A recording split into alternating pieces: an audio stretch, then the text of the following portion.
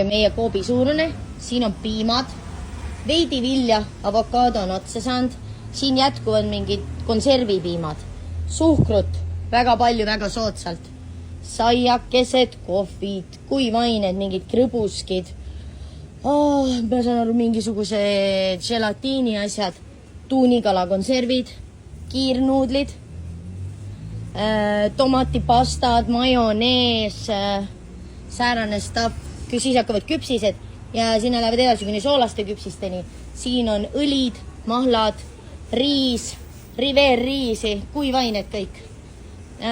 Vesi, siin ukrainivesi ei ole joodav, krõpsud, limonaadid, õlled, natukene mingid koristusasju, tasse, värki-särki, mis on plastikust, nice. Loomatoit ja siin on külmaletid, õlle on külmas, siis on siin natukene jogurtit, väike valik, mis tegelikult vist säilib ka mitte külmas, viinerid, natuke juustu, margariin või vähe, nagitsad, kana, kala ja burgeripihvid ja jook ja siin tuleb juba need keemia.